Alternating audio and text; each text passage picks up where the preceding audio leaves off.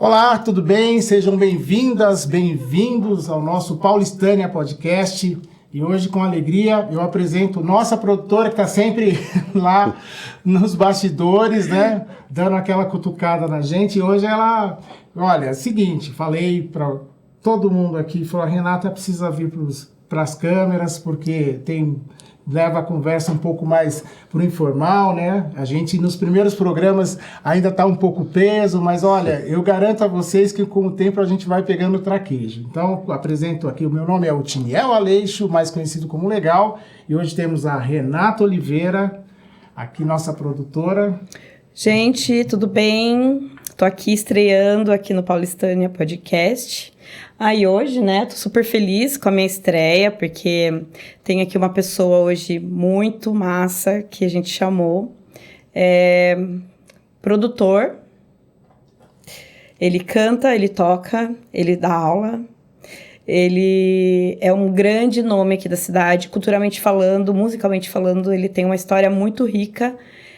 O intuito desse podcast é trazer essas pessoas pra cá, pra gente conhecer além do que é o que a gente vê no palco.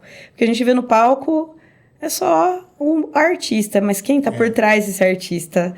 Tem aquele mito, né? A gente vê aquele negócio gigante, né? E que é tão bonito de se perceber. Mas antes de apresentar esse cara bacana... que é um baby. Que não é baby, não tem tamanho de baby. Eu gostaria de pedir a vocês para se inscrever no nosso canal. Aliás, toda vez que você dá um like, ativa o sininho, o próprio YouTube, vocês sabem que manda para frente, fica nos recomendados. Aliás, ouça a entrevista aí com o Alessandro, com o Marcão, enfim. E também no Spotify, nós estamos lá. Eu já sempre disse, né, que desde o começo eu sou muito fã dos podcasts no Spotify. E às vezes no YouTube eu não vejo a imagem, às vezes, tá? E deixo lá só para ouvir. Então, assim, ó, dá uma força pra gente. Compra o foninho bonzinho assim, põe e fica ouvindo a gente. Então... vou apresentar a vocês logo depois da vinheta. Roda a vinheta!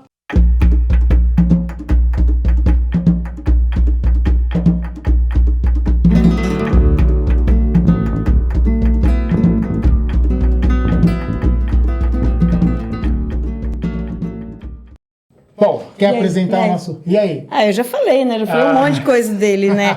Mas assim, eu vou falar uma coisa. Ele teve uma banda aqui em Piracicaba que mexeu muito com a estrutura de Piracicaba. Sim. Eu lembro que os shows eram enormes.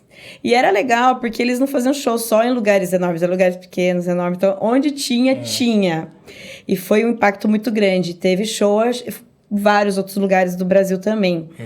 Mas sem mais delongas... A gente gosta de gente, né? Então, sem mais delongas, vou apresentar a vocês Rafael, baby! Rafael, seja bem-vindo! Bicho, massa demais estar aqui, viu? Obrigado pelo convite. Estou aqui no primeiro estúdio em que eu gravei uma música na minha vida, bicho. O estúdio do Legal. Que honra nossa! Muito bom, cara. Obrigadão, prazerzão estar aqui.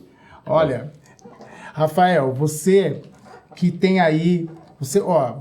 assim, a gente se conhece há tanto tempo, mas que toda vez que a gente se vê são em momentos muito especiais, né? Sim. Você é compositor, você é percussionista, começou no Zaira, né? Sim. Como percussionista, né? Você é graduado aqui também na Unimap, né? E tem muita coisa boa aí. O Rafa é o lead do Dona Zaira. Sim. Rafa, conta pra gente quais são as novidades. A gente já quer saber do seguinte, dessas novidades. Começar pelo fim, né? Pelo mais recente. Massa. Bicho, então, hoje eu tô preparando, né, o meu primeiro disco solo. Que maravilha. Que vai ser gravado daqui 2 semanas, inclusive, né? A partir da data que a gente tá aqui, eu não sei quando que sai o podcast, mas daqui a 2 semanas eu tô entrando no estúdio para gravar meu primeiro disco solo. Que maravilha. E tô naquele momento, né, bicho, de você... Porque a gente só sabe como que o som chega pro mundo mesmo depois que a gente acaba de gravar, né? Depois que mixa, depois...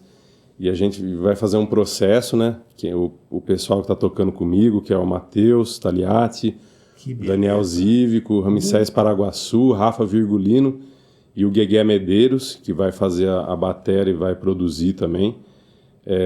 A gente vai fazer um esquema de gravar meio ao vivão, assim, todo mundo tocando junto. Nossa, que beleza. E isso é o que está acontecendo agora. Tô me preparando para gravar esse disco aí, o primeiro solo. Olha só. É legal que tem só músicos maravilhosos, né? Que estão bastante em evidência agora também, né? Fazendo outros projetos bem legais aqui em Pira, né? Sim. Que tá aí com o jazz mesmo na cidade, Sim. Resgatando, né? A gente tinha uma saudade disso, né? Então é bem legal mesmo. Eles estão fazendo um movimento muito legal, assim, né? O Matheus e o Zívico têm um duo, né? Que é o Caipira Jazz Duo. Isso, Caipira Jazz. Certo. Maravilhoso. E aí eu e o Ramsés copiamos a ideia e temos um duo também de música instrumental que se chama Dois a Tempo, que a gente está começando agora também, né? Que é da percussão e piano, né? Puxa Legal. E aí a gente toca junto também. Quando o Caipira Jazz Duo faz uma formação maior, aí eu toco na bateria, o Ramsés no piano. E aí quando a gente faz os meus shows que tá rodando agora também, a gente vai com esse quarteto também. Aí eu toco bateria e canto. É um quarteto de forró psicodélico sem nenhum instrumento tradicional. Olha só. Eu tocando bateria e cantando, Ramsés no piano, Mateusão no baixo e Zívico na guitarra, né? Então é esse quarteto. Que delícia, cara. Que tá bem delícia. acompanhado. Tá bem acompanhado. E essa galera tem história, né? Essa galera tem história. Olha, eu vou tentar resgatar aqui, porque eu conheci você e antes, através do nosso amigo Vagnão daqui de Piracicaba, Sim. Wagner Silva, né? Grande baterista, magnífico, né? Quem não conhece Vagnão em Piracicaba, não conhece Piracicaba, né? É uma figurinha. O Vagnão falou, cara, é o seguinte, tem uma galera, cara, que eu vi eles estavam apresentando no Sesc e tal, e eu intencionalmente chamei-os assim, porque é uma galera jovem e tocando forró de uma maneira tão elegante, tão vibrante, muito organizada, com composições próprias e tão com fã-clube. Legal, vamos gravar essa galera aí. Sim. Vamos gravar essa galera. E aí, nessa época, era quem? Refresca a minha memória. Era você cantava? Eu não lembro. Essa época eu não cantava, eu tocava zabumba só. E aí éramos eu, né, tocando zabumba, o André sanfona, certo. O Matheus contrabaixo, né, os gêmeos. O irmão deles, o Fúvio, e o Vitor, meu primo, tocava triângulo e percussão. Aí perfeito. Essa era a Dona Zaira original, essa formação. Olha só. E aí, nossa, quando vocês vieram no estúdio, foi um papo pra lá de muito bom, né? Porque uma galera que a gente sabia que ia despontar em qualquer momento, porque, assim, muita vontade de fazer e, principalmente, sabe uma lição que eu aprendi, que, assim, focado no público, não tinha ego, focado no público. Olha, a gente que pensou nisso aqui, a gente pensou nisso, nessa proposta, acho que...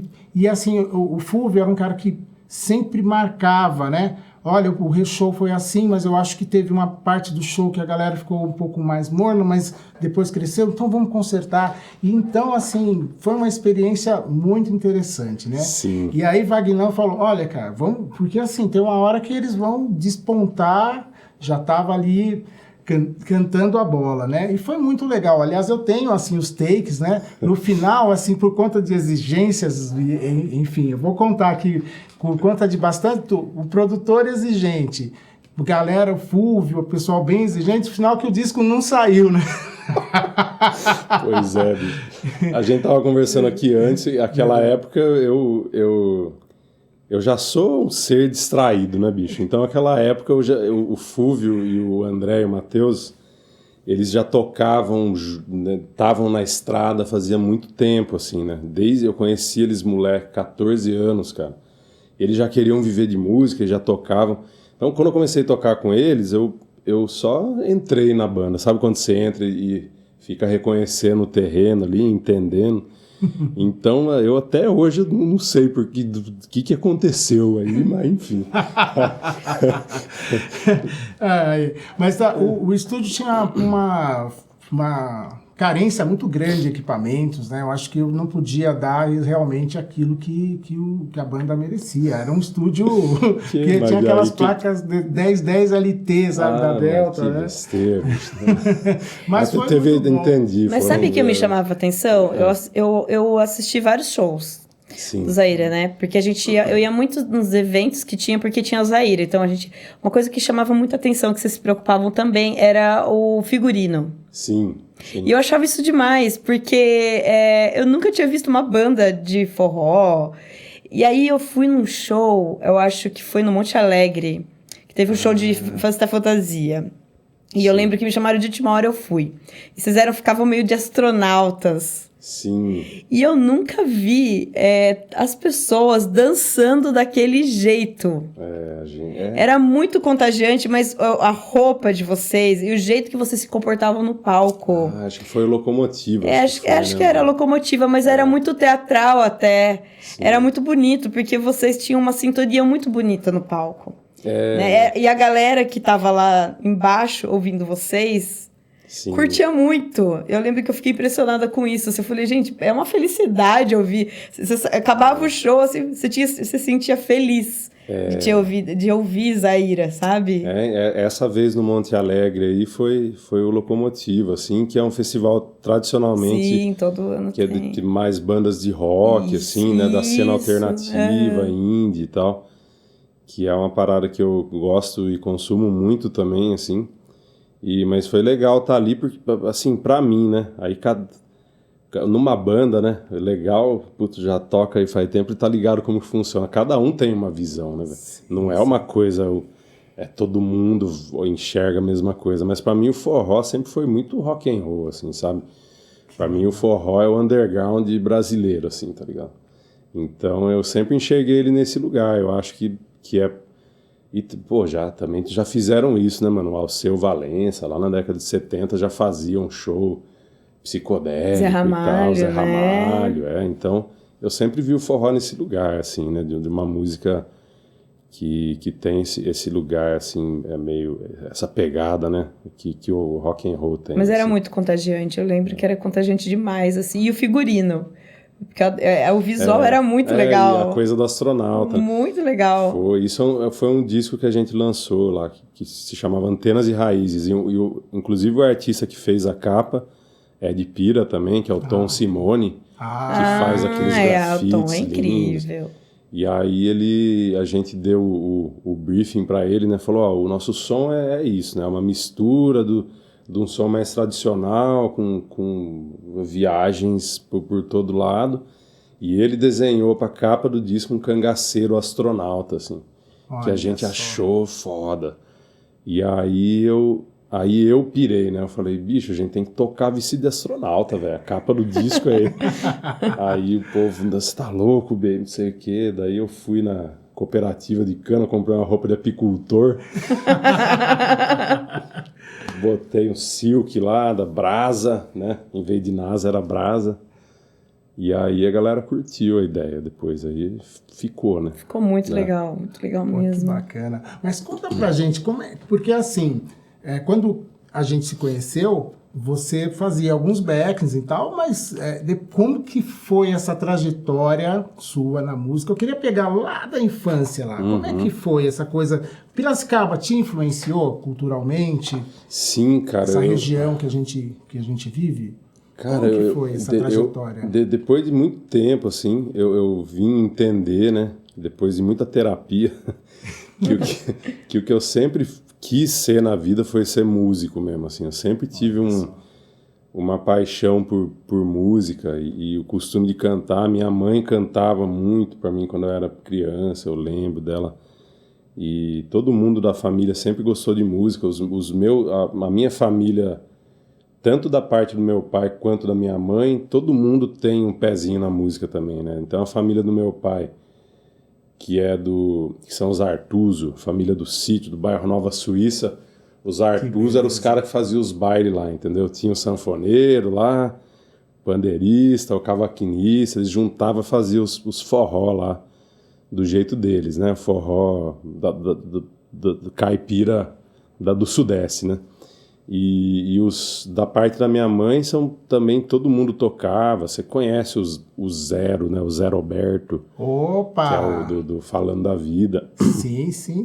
Então, quando eu era pequeno, eu ia junto com o meu tio, com o Zé, ver os ensaios do Falando da Vida. Quer dizer que o Zé Roberto vai ser o tio? É meu tio, irmão da minha mãe. Olha, aqui, grande irmão, né? O cara tem um bicho. som também de trompete, né? Maravilhoso. Pois é, bicho.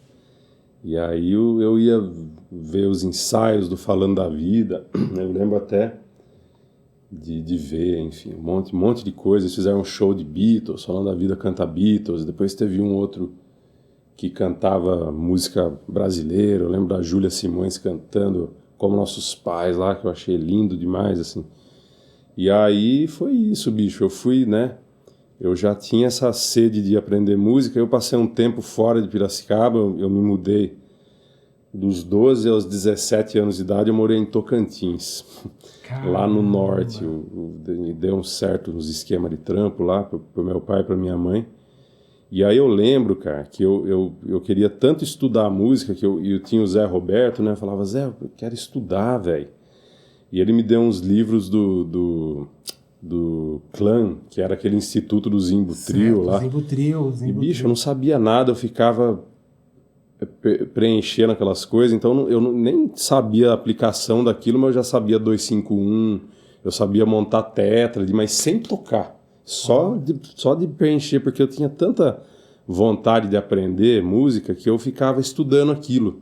Que naquela época não tinha internet, nada. Caramba, olha, Renato, a gente tava comentando esses dias, porque assim, a galera hoje quer tudo na prática. É a primeira vez que eu ouço, sabe, de um grande artista que começou com a parte teórica, né? Sim. Porque hoje é uma dificuldade, eu falo com os de alunos, leitura. Pessoal, né? Estudo. Eu tô querendo montar um grupo teórico aqui que, cara, acho que dessa vez não vai ser um fracasso. Porque depois dessa história eu vou mandar para todos os alunos, mas não quero interromper não. Quanto de continuar bem, porque a história tá muito, muito boa. Então, aí eu ficava lá, né, bicho? Aí era uma cidade muito pequena que eu morava, né? Uma cidade que tinha 10 mil habitantes no meio do nada, então não tinha saída, né? E quando eu voltei para Piracicaba com 17 anos, e aí eu já tinha feito umas aulinhas de teclado, não era nem aula de teclado, era aula de teclado, sabe?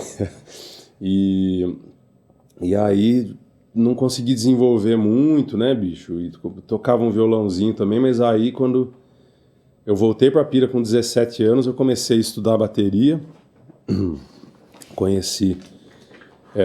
fui fazer um curso de teoria musical no União, como que chama, cara? O que tem ali perto da Praça José Bonifácio ali. É a União Operária. União Operária. Fui fazer um curso de teoria na União Operária, aí eu lá conheci um cara que é o Júnior Fondello, você deve conhecer também, que tocava bateria, e ele falou que fazia aula, eu falei, pô, eu vou tocar isso aí também, eu queria tocar, velho, E aí eu comecei a fazer aula e logo conheci o Vagnão, e aí, puta, cara, o Vagnão foi um cara, assim, que me mudou, assim, mesmo, como músico, né? Porque, puta, a gente trocava muita ideia, ele trocava ideia, ele me dava referências do que eu vi, né, bicho?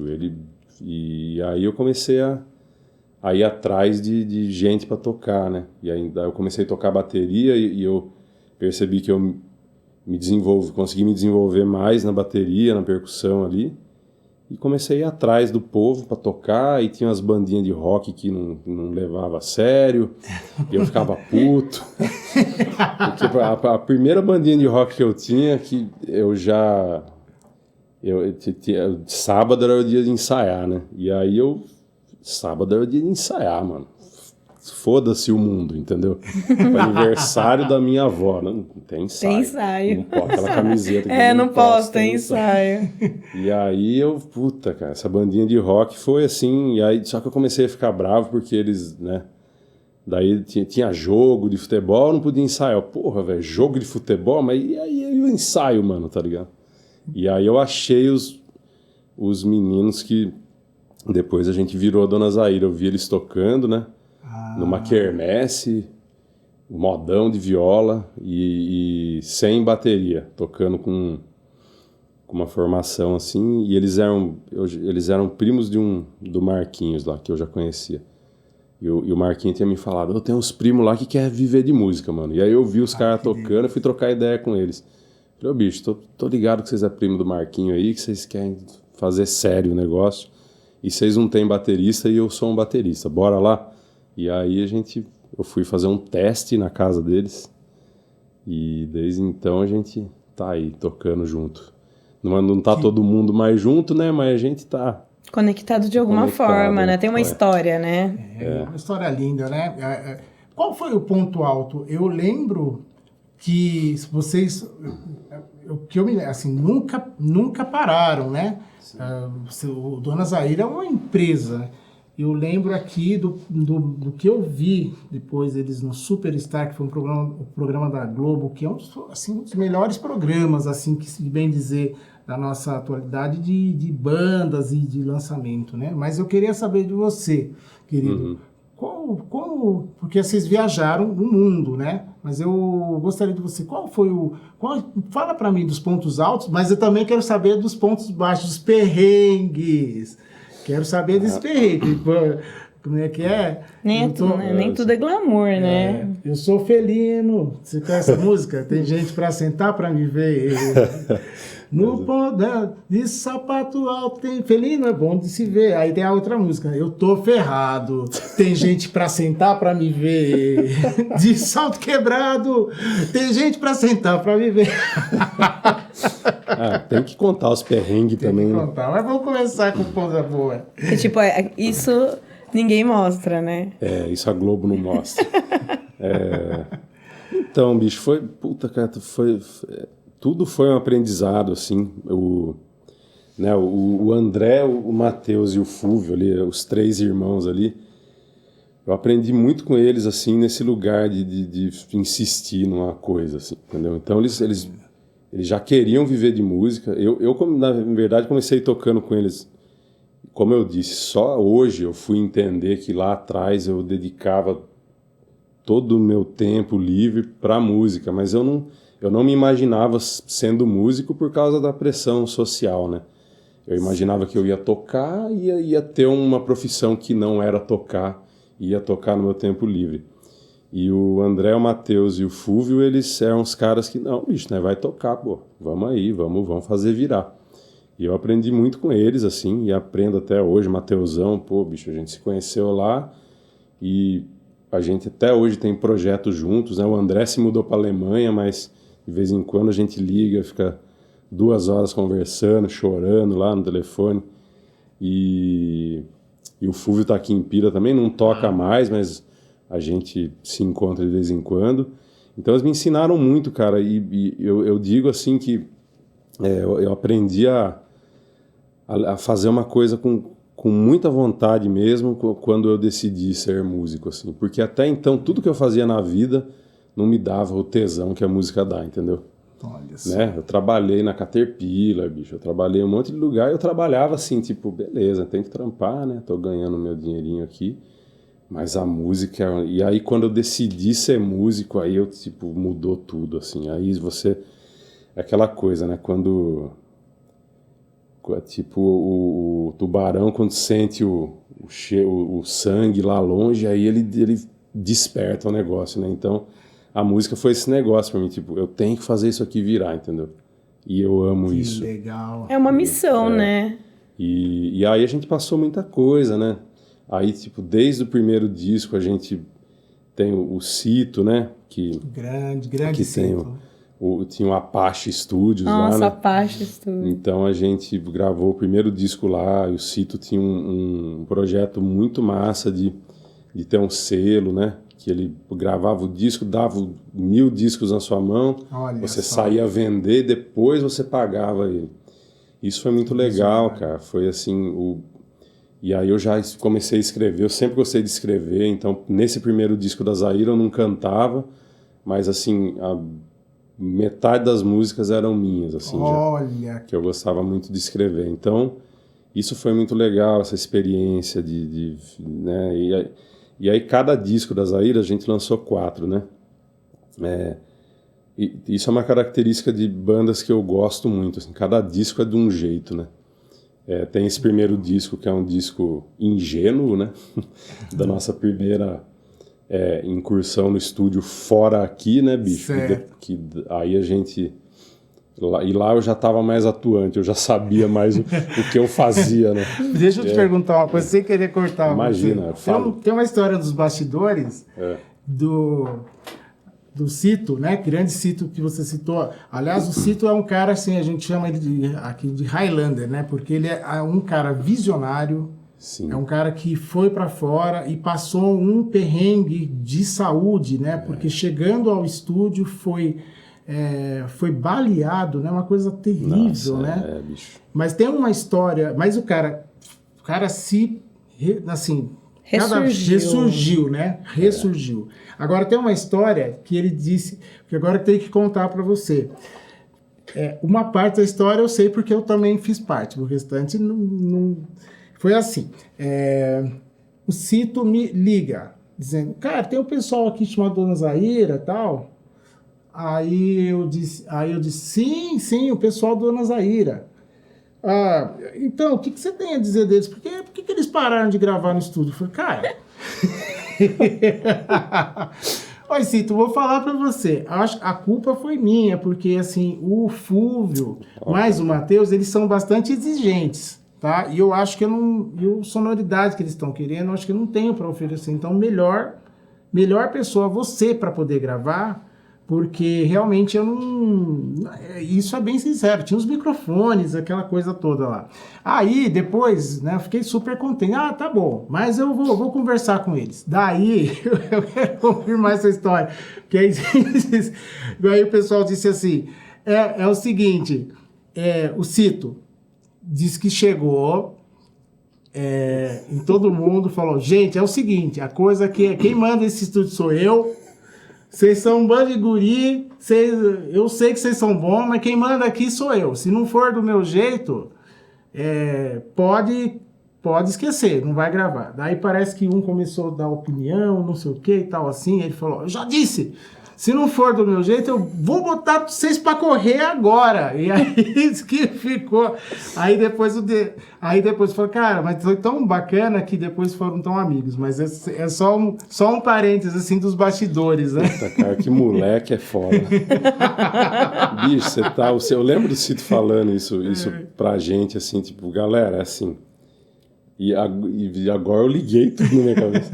Gente, a gente não tá na Sony Music, entendeu? A gente tá aqui em Piracicaba, né, bicho? Puta, eu entendo isso, é uma coisa que nesse aprendizado com a banda, a gente se equilibrou muito também.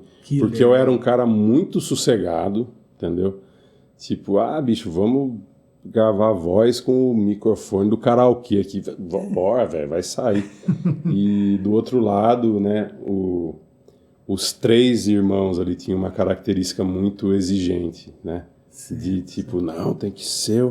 Porque eles são assim com eles mesmos. Eles querem dar o melhor de si e às vezes, né, isso... Às vezes não é assim, né, bicho? Às vezes a gente tá, né, em Piracicaba... Pô, o Vagnão trouxe a gente para gravar aqui, bicho. Foi um negócio massa aqui, com legal. Mas acho que não é uma característica de bandas que emergem. Eu acho que é difícil você pensar em alguém assim, alguma banda que teve toda a expansão, mas que teve um aparato, né? Que todo mundo que tá torcendo ali por baixo, né? São pessoas que estão ali se torcendo porque o som... Gente, além do som... O Dona Zaira, eles são amigos entre eles. E, não é, Renata? Sim. São muito amigos. É o que a gente sente nas apresentações. É a energia, é a conexão com o outro. Acho que isso que chamou mais minha atenção quando eu assistia. E cada show era diferente. Isso que era muito massa, assim. Muito massa, assim, era a conexão. Laços, assim, é amizade mesmo, né? Sim. E fazer um super som, assim...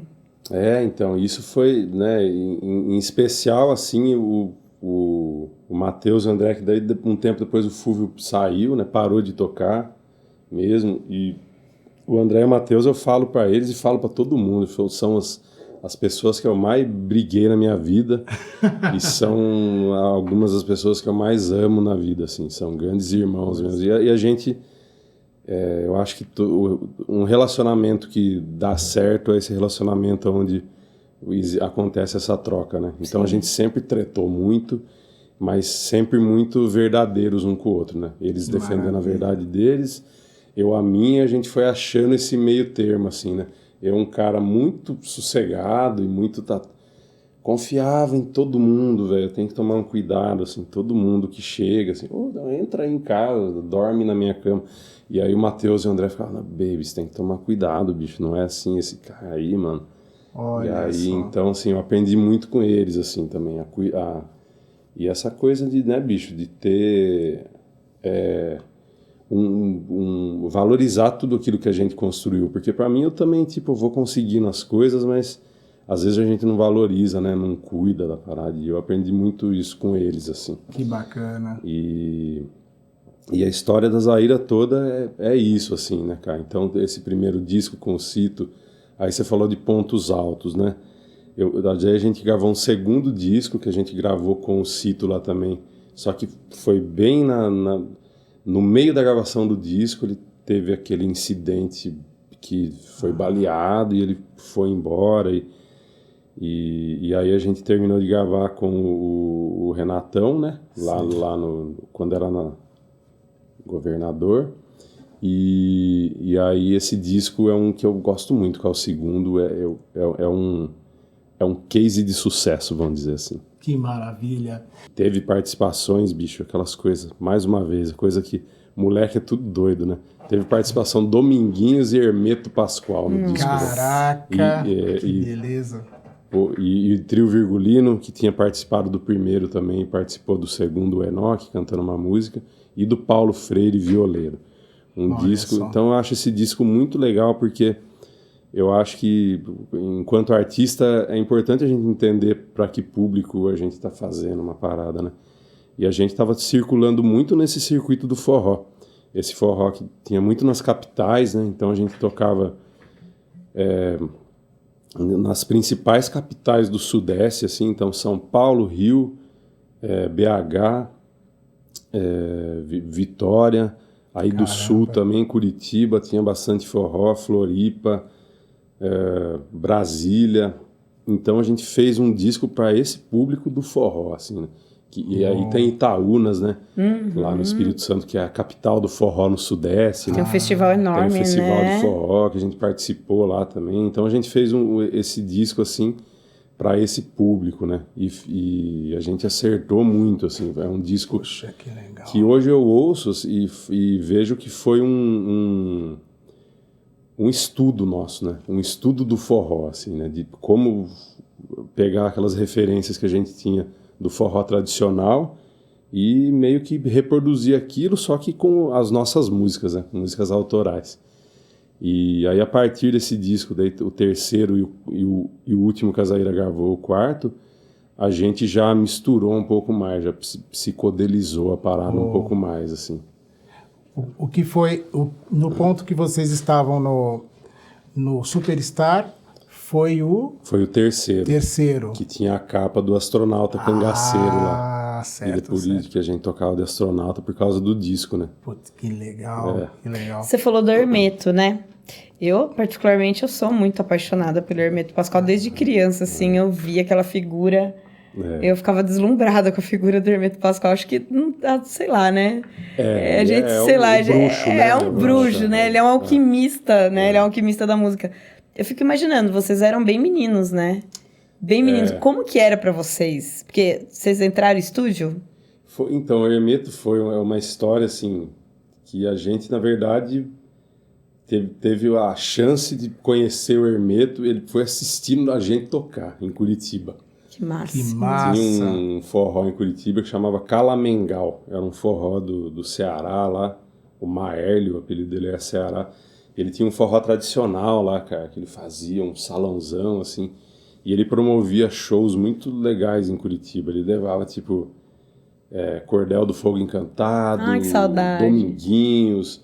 E aí a gente ficou enchendo o saco, velho, porque a gente queria tocar em Curitiba. E aquela casa era muito legal e eu ficava enchendo o saco, a gente, né, ficava enchendo o saco dele porque a gente queria ir tocar lá. E aí a gente encheu tanto o saco, ele falou, tá bom, velho, vai, vem tocar aqui. Aí a gente foi tocar e no dia que a gente foi tocar, o Hermeto tava lá, porque ele frequentava a casa. E aí ele viu o nosso show, bicho, ele ficou até o fim. Aí o Ceará veio falar pra gente, falou, Olha só. o Hermeto, ele sempre vem, ele falou, não fique muito animado que ele sempre vem no forró. Mas ficar até o fim ele nunca fica. Ele gostou de vocês. E a gente até tocava a música do Hermeto, né? Aí o Rafinha já tava. E a gente gostava de tocar música instrumental no show, né? O Rafinha no cavaco e o André na sanfona ali, né? Dividindo as melodias e fazendo. E aí, então, acho que o Hermeto viu, né? Viu que a gente, né, gostava disso, tocava a música dele, tocava forró. E aí a gente já não perdeu a oportunidade, né, bicho? Aí o Diego, que tocava triângulo, né, que era o nosso, que vendia show também, porque a gente tinha essa coisa de nós resolver tudo ali entre nós. Uhum. Ele já pegou o contato do Hermeto e desenrolou. E aí Caramba! ele tocou. Que foda! Né? E Dominguinhos também, E né? Dominguinhos. Gênio, né? Outro gênio. Bicho, Dominguinhos, E o Dominguinhos pagou o estúdio para gravar com a gente. Ele não deixou a gente pagar, mano. A gente foi para São Paulo. Só. E hoje eu toco num projeto em São Paulo que é o Fuado Guegué, que é um projetão, que é uma bandona de forró. Depois a gente fala desse projeto se você quiser, mas aí nesse projeto estão 2 caras que tocaram com o Dominguinhos 20 anos, que é o Dido Trajano, que é um grande zabumbeiro, e o Lau Trajano, que é o irmão dele, que é baixista. E eles falam, bicho, que o Dominguinhos era isso, assim, era essa generosidade sempre, assim, com todo mundo que tocava com ele, e foi lindo, cara. Eu sou muito fã do Hermeto, assim, né, mas não é mais, né, porque mais parece que desvalida o que eu falei. Mas é que Dominguinhos, bicho, eu sou muito fã da obra dele, assim, né. Que legal. Tipo, e isso foi um... E o bicho cantou uma música que foi uma composição minha, bicho, então... que massa. Nossa, Tipo... É um privilégio, fechar, né? Assim, é com chave de ouro, assim, né? Como fala, é zerar o joguinho. Zerar o joguinho. Agora tem... que história é essa, que eu fico também sabendo aí dos bastidores, vocês foram tocar na França ou algum lugar assim, que tava um lugar cheiroso pra caramba, só que esquentou e depois ficou diz que ficou um carnegão, um negócio horrível no lugar, porque aí foram descobrir que o pessoal não tem o costume de tomar banho só de perfume e não tinha o costume de dançar. Conta direito essa história pra nós. Não, isso rola lá, né, cara? Os professores de forró, o movimento do forró na Europa, ele é muito levado pelos professores de dança, né? Que fazem os festivais e tem os grupos de dança, os alunos e tal. E aí os professores de dança da França, em especial, falavam que eles tinham que, tipo, uma das regras era, tipo, pessoal, vem pra aula de dança, compra um transpirantezinho, um perfuminho, que a galera não usa mesmo, assim. Olha só. Mas, cara, na França foi também um dos shows mais malucos que eu fiz na vida também, que foi num festival de forró, né, e aí esse festival de forró que acontecia em Paris, ele era meio que um que reunia a Europa inteira, assim, o principal festival da Europa. E a gente tocou num lugar, bicho, que era tipo um circo voador de Paris, assim, sabe? Tipo, chama Cabaret Sauvage, que é um circo mesmo, assim, redondão e tal, e, tocando forró pra 2.000 gringos, velho. Lá, tá ligado? E cantando nossas músicas, porque daí... Também a gente tinha essa maluquice de ser organizado como empresa. Então, quando a gente gravou o nosso primeiro disco, eu mandei uma caixinha para a Europa, cara. Porque você estava ligado que tinha os DJs lá. E aí lá tinha um lance de regulamentação de música, assim, que você não podia tocar coisa pirata lá, tá ligado? Você tinha que ter o CD original mesmo. Caramba. Então, nosso CD rodou pra caramba na Europa, assim, o primeiro, né? Daí o segundo nós mandou também. Ah, mas é igualzinho aqui, não é? Ah, é, super organizadinho, igualzinho. Desse exato, então. Mas é isso, bicho, aí a gente tocou, esse foi também um negócio... Deixa eu te fazer uma me pergunta, marcou, assim, até assim, eu tava pensando aqui quando você falava, eu ouvi tem um disco do Lenine, eu amo Lenine. Inclusive, ele vai vir fazer show agora em abril em Piracicaba, eu fiquei louca. Gente, fiquei maluca quando eu ouvi, eu falei, esse é o meu momento, porque eu tô esperando o show do Lenine faz muito tempo. Lenine, te amo. E o Lenine tem um álbum, né, que é ao vivo, que é o Incité. Incité, sim. E é Incité, não sei falar francês. Eu só sei que é muito massa esse álbum, é bom pra caramba. É um trio, né? Em trio, tem uma baixista, que eu não sei falar o nome dela. Ayusa. Quem? Ayusa. Yusa. É que, inclusive, o Michael... Isso, exatamente. Gente, ela é maravilhosa, ela é uma deusa. E assim, eu lembro que eu comprei... Tudo que o Ivan, da Laser, ele sofria comigo, porque lançava as coisas, eu falava, Ivan, procura pra mim, acha pra mim, né? E aí eu fui, comprei, depois eu ganhei até o DVD do show. Então foi feito em Paris. Sim. Eu lembro que quando eu ouvi o CD... Eu lembro que no final do CD eu vi os aplausos. E eu lembro que, foi 10 minutos de aplauso. Óbvio, né? Que tem toda aquela coisa, né? De gravar o CD pro cara. Mas aí eu vi um documentário do Tom Zé, que é como que é? Reinventando o Tom?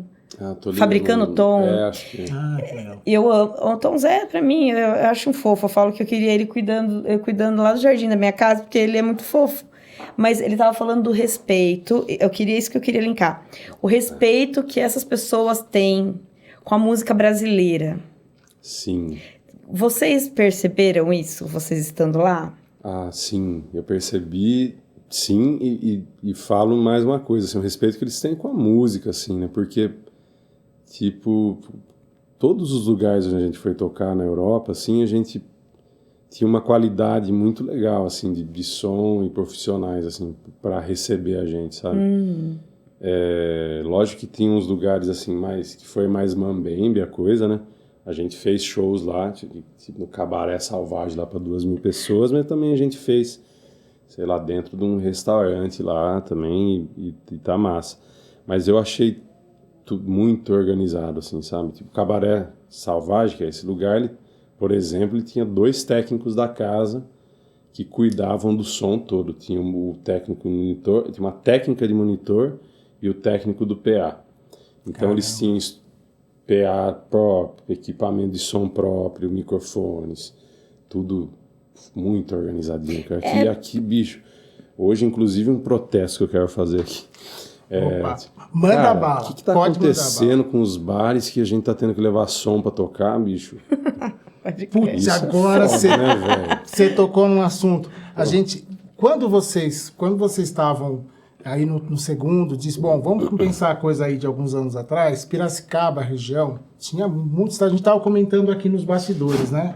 Tinham muitos bares. Muitos bares. Muito som. Muitos bares com bom som. E era um linkado no outro, né? Você ia num bar, daqui a pouco acabava um. Agora todo mundo vai pra aí ia todo mundo. Era muito bom. Tudo o período mascote, que ficava até, sei lá, 4 Acabavam revivendo. Isso. Começavam a reviver. Você é dessa época, baby? Eu não morava aqui nessa época. Tinham revivendo. Ai, que saudade de revivendo. Aí acabava revivendo. Aí depois tinha os clandestinos. Pois é. E era muito bom. Rolava um sonzeira. Agora, o que aconteceu? O que você acha que aconteceu? É política pública? Ou... O que você acha? Não sei, cara. Eu acho que tudo parte desse lugar, assim, que vai sucateando tudo, assim, né, cara? E às vezes o dono do bar...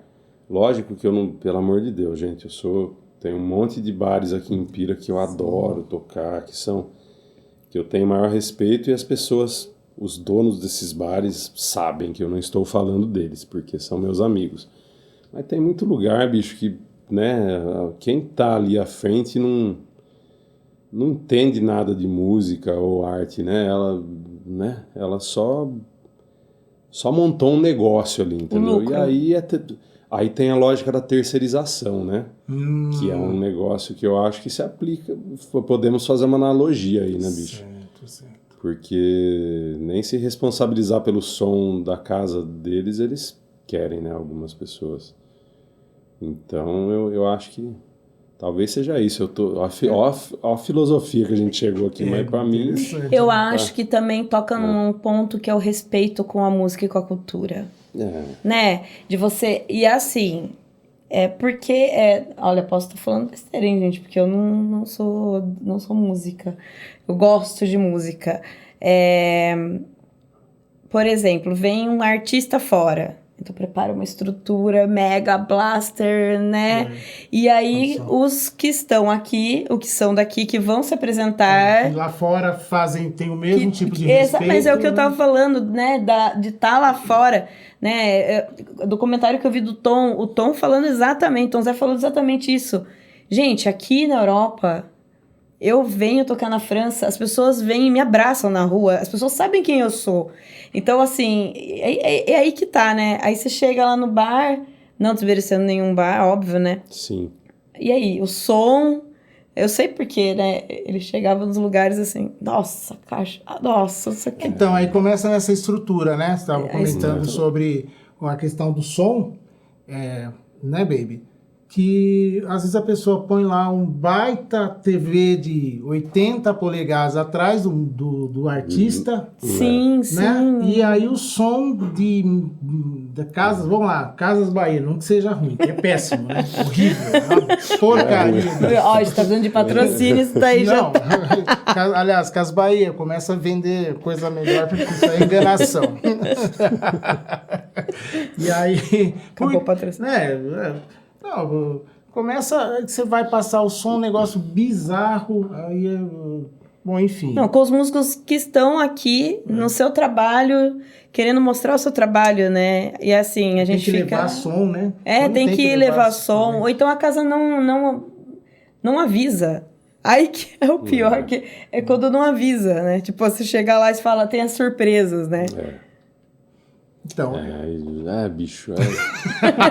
Mas eu acho que essa lógica da terceirização, né? Porque tá, né? Explica melhor. Uma piora, né? O que seria a lógica da terceirização? Cara, você vê aí, né? Entrando já em política, né, bicho?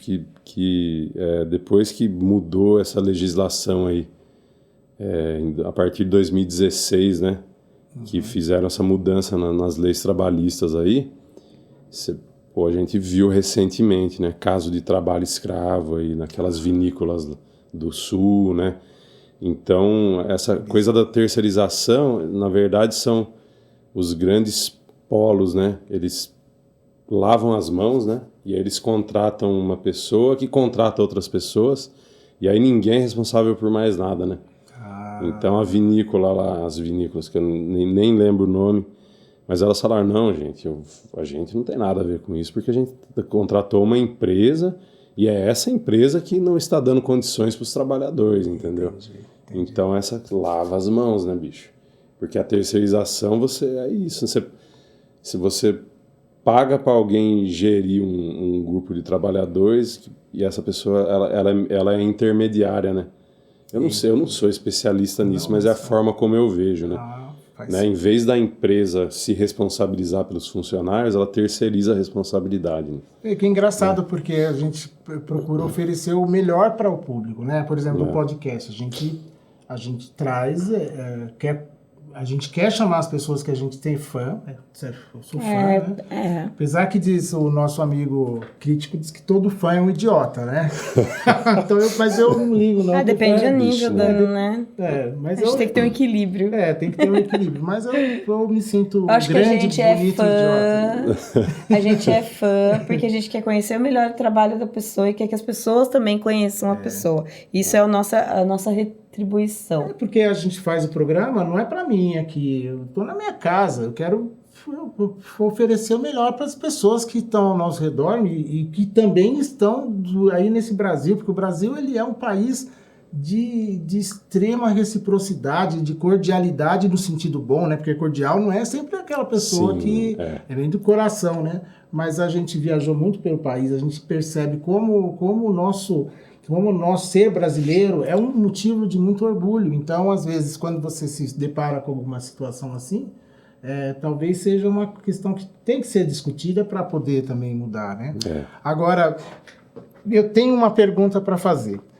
Cara, tu se tornou um baita cantor, mas com a voz maravilhosa. Gente, escutem Rafael Baby, fiquem ligados aí nessa perspectiva do novo disco, que assim, ó, do jeito que o Rafael vai gravar, não é para qualquer um, mas devia ser para todo mundo. Esse negócio de overdub, ou seja, gravar uma faixa, depois gravar outra, eu também não tenho mais paciência para fazer esse tipo de coisa, porque o negócio tem que ser na lenha, ao vivo. Conta para nós essa história do novo disco, como é que você vai gravar?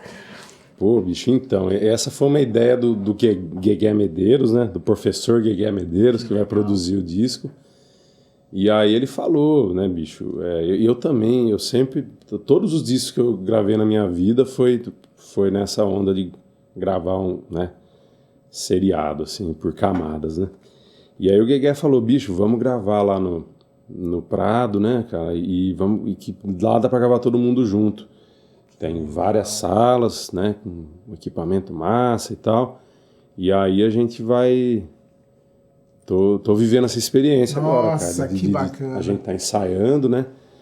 O quarteto que tá aqui em Pira, né, que eu falei, que é eu, o Matheus, o Zívico e o Ramsés, a gente já tá tocando junto, eu já tava com essa ideia mesmo. Nossa, que Então, legal. da gente sair tocando por aí pra sentar o groove, né? E aí deu certo, né? Que o Guegué falou, vamos gravar ao vivo lá. E vai ser isso, mano. Igual que eu costumo falar que a gente vai fazer o estilo Led Zeppelin, né? Todo mundo tocando junto. Mas depois a gente vai fazer as percussões de cobertura e tal. Porque senão tem que ter 18 pessoas dentro do estúdio, né? Certo. Mas a alma tá vindo todo mundo ao vivo, né? Tá vindo tipo... ali... A essência vem tudo... Cara, gente, que maravilha ouvir isso aí, porque assim, eu não sei se você concorda comigo, Rafa, mas ó, vamos pensar assim, no começo da era fonográfica, era um microfone e as pessoas... Como que era a mixagem? Não tinha mesa de som. Cada um no seu posição. Cantor aqui, batera, mais volume ficava ali, não era assim? Você não acha que está voltando? Porque nas grandes... Ó, se a gente pensa assim, desde Billie Holiday... a Robert Johnson, que foi uma das primeiras gravações, você não acha que está voltando dessa maneira? Depois da pandemia, que todo mundo... Não havia essa possibilidade de gravar todo mundo ao mesmo tempo, mas isso não é também uma questão da tendência de ter um som mais energético, mais orgânico? O que você acha a respeito disso, assim? Você não acha que está voltando, que realmente como começou a gravação? Não sei que... Cara, eu acho que tem os dois caminhos rolando aí, porque também tem o que eu acho maravilhoso também, você ter a possibilidade de produzir um som no seu quarto, como a Billie Eilish fez lá e ganhou o Grammy lá, né? Tipo, legal pra caralho também, né? Mas e aí é uma proposta de som, né? Essa proposta mais eletrônica mas aí, para essa proposta do meu som agora, que é muito nesse lugar, né, falando um pouco das influências e do tipo de som que eu quero passar, né, eu falei agora do segundo disco da Zaira, que a gente acertou muito, aí agora eu tô pensando nesse lugar, assim, né, tipo, pô, como que eu vou, qual vai ser a cara do meu som, né?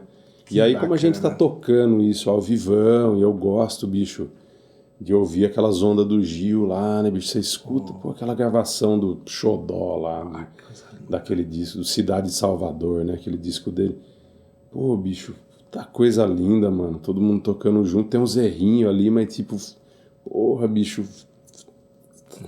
Todo mundo erra, né, bicho? Até o Dominguinhos, sim, tá ligado? Sim. Então é uma coisa de não ter a perfeição, né? De não exigir essa perfeição que você... dá esse zoom muito ampliado na parada. É o todo, né? é o groove, assim, né, mano? Então eu tô achando isso do caralho, assim. Puxa, achando que muito massa. legal, velho. Cabelo é cabelo, peruca é peruca, né? Perucas são perfeitas. Eu que diga, né? Viu, mas eu tô vendo, você tá sempre bonito, assim, com essa... se você olhar aqui, ó, só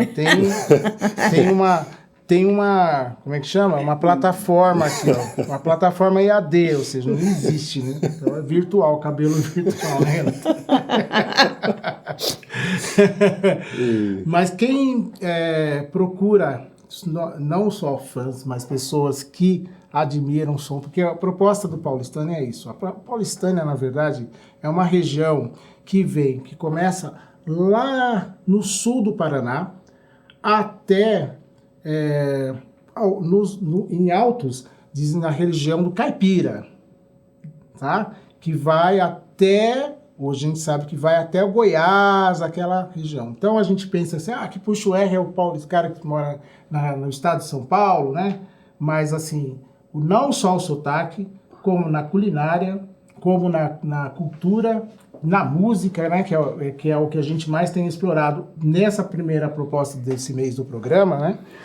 E como que é essa influência? Porque o forró, ele é para todos, né?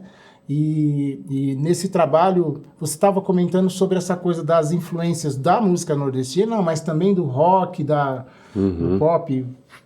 Se você puder falar um pouquinho disso, e como a gente está no final, como é que quem encontra, quem quer deixa eu até fazer um adendo dessa pergunta. Você falou do caipira, né? Da onde que ele encaixa, onde você encaixa tudo isso no caipira também. Isso. Porque quando eu ouvi Zaira, muitas vezes eu tinha umas violas, não tinha? Se não me engano? Sim, rolou umas paradinhas. Então, onde vem também essas influências também, né? Caipiras, que talvez vem umas familiar, sim. Ou do próprio morar em Piracicaba, morar no interior, né? Conta pra nós, conta tudo disso aí. Bicho, caipira, né, bicho? Não tem como não ser, né?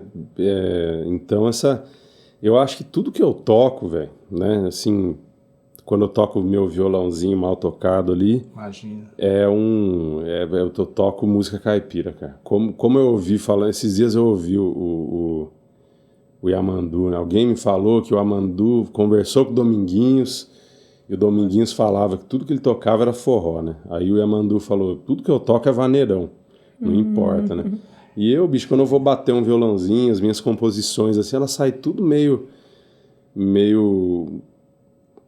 rasgadão, meio uma viola, assim, eu vejo, que maravilha. Né? Só que aí, né, e aí tem essa onda também, né, bicho, dos caipiras do mundo, assim, né? Então, e o forró é a música que eu me apaixonei, assim, né, cara? Que eu me achei como músico, assim, o forró, o todo, assim, do forró. Eu acho muito lindo, cara, o que vem ali, né, de toda aquela região ali em volta de onde o Gonzaga nasceu, ali Pernambuco, Paraíba, o Nordeste todo, né, mano? Tem grandes intérpretes. Mas é muito lindo tudo, assim, né, cara? Desde da coisa mais matuta do Gonzagão até o Dominguinhos que urbanizou, deu umas cores mais de jazz pro forró, né? Até a banda de pífanos de Caruaru, que é os matutão, bicho, que toca aqueles grooves rapidão e aqueles pífanos maluco. Eu amo tudo isso, assim. E eu acho que é o caipira de lá também, né? Né, bicho? São os matutos de lá, né, velho? Sem sombra de dúvida. Então é isso. Então é assim que eu enxergo o som, assim. Eu acho que o forró é essa música muito intensa, né? Muito... Parece batida do coração. Forró é quente, entendeu? Isso. Então eu fico... E como o rock and roll era também, né, no surgimento. Todo mundo dançava rock, né? Que é uma coisa que a gente... nem se fala hoje, mas o rock é um baile de dançar, né? E eu vejo, assim, o forró nesse lugar e isso tudo que eu falei, mais o caldo de coisa que a gente gosta de ouvir, né, bicho? Na música brasileira. O Lenine, que você falou, por exemplo, eu acho que tudo que o Lenine faz é forró, só que é com a linguagem rock and roll, mas você vê nas métricas que o cara ele foi mudando, ele foi virando... Ai, Lenine, desculpa se eu falar uma besteira de você. Não, mas pode. é meio que high-tech, assim. Ele meio que colocou umas música coisas eletrônica. tecnológicas, assim, uns samplers. E ficou muito bom, assim, né? Tipo, eu lembro que eu fui ver o show Falange Canibal. Sim. Nossa, eu falei, gente, o que... E eu lembro que ele entrou no palco, primeiro ele explicou o show. Sim. Ele tava usando umas caixas, uns negócios muito diferentes. Sim. E que ele falou assim, gente, eu quero saber de vocês o que vocês acham disso. Isso é muito massa. E aí eu lembro que eu ouvi, era totalmente diferente. E depois ele foi fazer um show, antes desse ele fez um show no Engenho Central. Uhum. E ele começava o show assim...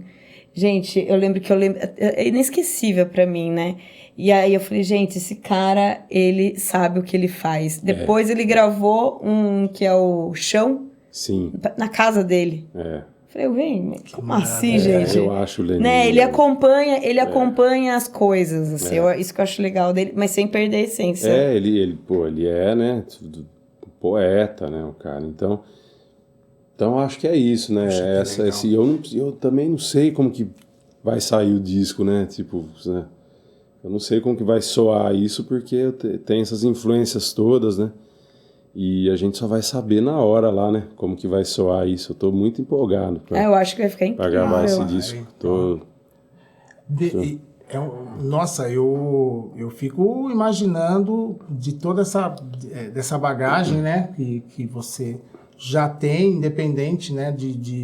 Do Zaira, né? Que a gente sempre tem conversado, muitas vezes à noite, né? Ele bêbado, eu não. Mentira. Não, a última vez que a gente conversou, nós tava beudinhos dois, né? Lá no Primo Luiz. É mesmo? Vou te contar uma coisa. Você me ensinou a receita de como curar o fígado por conta de ficar comendo torresmo. É mesmo. Não me lembre disso, que eu também não sei essa receita. Nós fizemos uma gravação aqui com a Elo Camachi. E nós saímos aí, a Sheina, inclusive, que vai estar no programa. E, bom, saímos para comer alguma coisa. Aí nós vamos lá num lugar tal, inclusive foi o Matheus, enfim. Vamos sentar lá e tal, que tem uma cerveja muito boa e umas tiras de bacon e tal. E aí ele disse assim, ó, mas ó, eu sei que você gosta, porque você pediu uma grande, mas depois você leva os limões, assim, ó, faz um suco de limão antes de dormir, porque senão o fígado vai que vai. Conclusão, fui lá, peguei, levei o limão, mas levei achando que é bobagem. Cheguei aqui, eu tava vendo Jesus voltar. Peguei o limão e... pelo amor de Deus. Aí no outro dia, mas não é que melhorou? Um pouco. Muito bom. Muito bom, né? Me diz assim, onde a gente encontra Rafael Baby nas redes sociais? Beleza. E quem é? Faz você a pergunta. Quem é Rafael Baby em 1 minuto? Jesus, começa... Pera, mas o 1 minuto já é agora? Não, primeiro pode falar as redes. A gente quer saber de... Até porque a gente quer também acompanhar o seu trabalho quando lançar, né? Óbvio, né? A gente quer divulgar também. Maravilha. Então eu tô nas redes sociais, Rafael Baby, o Baby é brasileirado, né? B-E-I-B-I, Baby, não é em inglês, é Baby em português. E aí vou falar de uns projetos que eu tô fazendo parte agora. Então, assim, esse tempo que a Zaira, desde o último disco da Zaira em 2018, que a gente deu essa pausa e não lançou mais nada, né? Então eu fiz um projeto que eu tinha muita vontade de fazer, que é o Beatles Cordel, que é um projeto meio teatral, assim, que mistura teatro e música, e um Beatles num contexto da música nordestina, no universo nordestino. Então esse projeto, em 2019, ele foi para a estrada, e veio a pandemia, acabou com tudo, e aí em 2021, né, eu já tinha iniciado esse projeto, eu lancei um disco dele, e aí nesse meio tempo também eu comecei a tocar com o Fuá do Guegué em São Paulo. O Guegué me convidou para tocar. Que maravilha. Que é uma bandona de forró massa, uma bandona de 7 pessoas. Que bicho, assim, é o Guegué na batera, né? Aí o Dido e o Lau, que eu falei que tocavam com o Dominguinho, são 2 irmãos. O Olivinho Filho na sanfona, que é um sanfoneiro, bicho, que toca com todo mundo, toca com o Nóbrega lá. Que gig, hein? E o Salomão Soares no piano. Nossa, que beleza. Daí o Danilo Moraes na guitarra e canta, e eu sou o outro vocalista, né? O Danilo canta e eu canto também e toco triângulo. Uou. Porque já tem o zabumbeiro, o Dido, né, bicho? Que é o mestre, então logicamente, ele toca zabumba, eu toco triângulo nessa, né? Nossa, juntou a fome com a vontade de comer, né? E aí fico lá cantando e com o ouvido em pé aprendendo.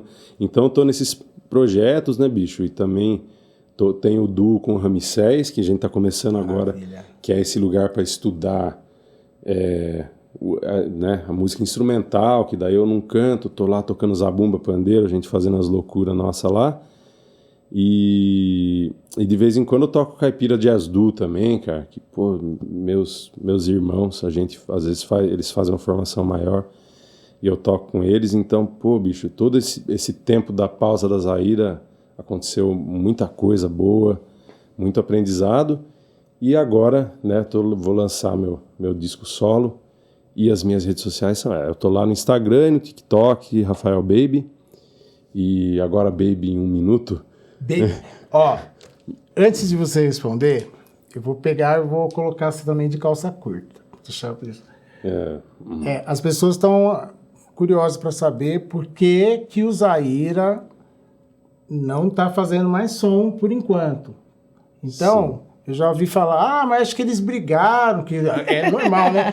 O pessoal acha que acaba uma banda porque quebraram o pau e aí brigaram por dinheiro, né? Porque é assim que a gente fala. Ou, né? A gente sabe diversas histórias, mas conta a real história antes de você. Sim. Qual é a real? Porque eu não vou deixar terminar o programa sem fazer essa pergunta. Não, bicho, é isso, né? A gente, pô, tinha aquela primeira formação que, né, a gente falou lá. Mas aí, depois que o Fúvio saiu e o Vitor saiu também, aí a gente, pô, convidou o Rafinha para tocar e o Diego para tocar triângulo, né? Lá em 2009. E aí, cara, essa foi a formação que pô, aconteceu um monte de coisa, né, pra gente. Então, o que aconteceu na real foi que, primeiro o André já foi embora pra Alemanha e a gente continuou sem ele, porque... Pô, tem o Virgulino aqui em Americana, aqui do lado, que é um grande sanfoneiro. Nossa, maravilhoso. E aí a gente conversou, né, entre a gente que, né, é difícil, né? E aí quando o Rafinha mudou pra Espanha, bicho, aí a gente falou, vamos dar uma pausa. Porque, pô, o Rafinha, bicho, é um baita músico, né, cara? E toca aquele cavaquinho e tem a linguagem dele, de tocar o cavaquinho com distorção. Aí não vai botar né? Tem lógico que tem grandes músicos, mas é muito específico o que o Rafinha faz, né? Então a gente fala, puta, pra botar uma guitarra no lugar, vai ficar outra coisa, né? Outro som. Então a gente aproveitou também esse momento porque tinha projetos latentes também, né? Pra rolar. A gente falou, vamos dar essa pausa, vamos respeitar o fluxo. E é isso. É simples assim. Gente, ninguém brigou, tá tudo certo. Muito pelo contrário, todo mundo dentro da música, né? Aliás, o Michael falou a respeito disso também, né? Que todo mundo cresceu. O Zaira foi uma escola, né? Não sei se você concorda comigo, mas não é verdade? E todo mundo fazendo som cada vez melhor. Abraço, Rafinha Barros, onde eu quase peguei no colo, tô ficando velho. Mas não vai fugir da pergunta, não. Quem é Rafael Baby em 1 minuto? Gente do céu, eu não sei quem eu sou, gente. Sério, eu acho que eu vou me descobrindo. Eu aprendi muito de mim nos últimos 5 anos, depois da pandemia, com muita terapia e cuidado e autoconsciência, né? Buscando essa autoconsciência. E eu sou um cara que ama a música, ama a arte, estou sempre buscando fazer coisas que reverberem a arte que sai de dentro de mim, assim. Tudo que eu penso na minha vida, eu quero transformar numa letra de uma música ou numa ideia para um show, uma peça. Então eu acho que o que me alimenta assim é a música e a arte. Esse sou eu, assim. Do resto, e agora vou ser pai, né? Daqui um mês. Eu vou falar Que mais legal! Parabéns! Então eu acho que isso também, né, tá me mudando, né? Eu e a minha parceira, a Juju, isso também, né? A Júnia, inclusive, é uma pessoa que a gente fala de música, mas a vida pessoal a gente acaba esquecendo, né? Então a Júnia, minha parceira, que num dos momentos mais difíceis da minha vida, ela veio e me fez botar toda a minha cabeça no lugar e as minhas ideias para acontecer. Então, acho que passou de 1 minuto, mas é mais ou menos isso. A Juju ganhou uma declaração de amor. Que legal.